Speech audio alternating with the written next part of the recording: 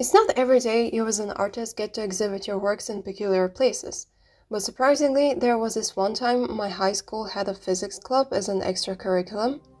I joined it since physics was one of my favorite science subjects, and they were going to make a play based on a myth from Greco-Roman mythology, which I also am very much obsessed with, and two exhibitions in addition.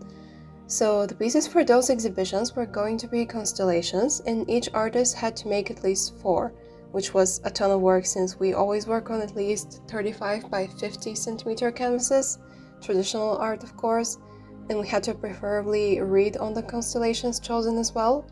Thankfully, I'm a nerd, and I took my sweet time picking the story of Corvus, once a best friend to the Greek god Apollo, now a disgraced companion. So the story goes that Apollo fell in love with this mortal woman called Coronis, and together they had a son who is Asclepius. You might also know him as the god of medicine, and his symbol, by the way, is a single snake wrapped around a staff, which eventually translated to today's pharmacy symbols, the ones with two or one snake wrapped around like a grail or a cup, besides the cross, I mean, of course. So anyway, Coronis, the wife, was unfaithful to Apollo with another mortal man, and that was not a smart move. For various reasons, such as gods always have ears and eyes everywhere, and Apollo had them in the form of his crows, which were white-feathered, like silver white feathers, and also could speak. They snitched on her, and unfortunately, in a fit of rage, Apollo cursed the crow to never speak again and turn black. Anyway, there is like another version of this tale in which Coronis never cheats. The crow just tells Apollo that, oh, she's just hanging out with her friends and she's not really taking care of your kids, so yeah, I don't know. So Apollo goes over there to the forest and he sees her running around with no clothes on because Greek mythology, I guess.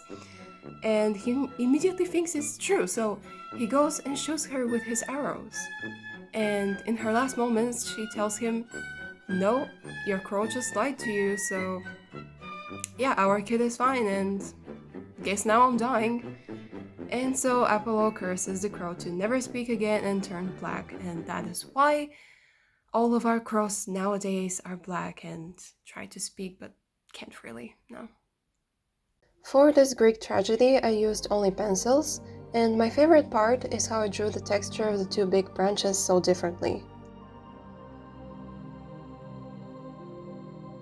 I had a lot of fun making these artworks, and they were in both exhibitions which took place in the high school itself, of course, and, drumroll please, the local observatory.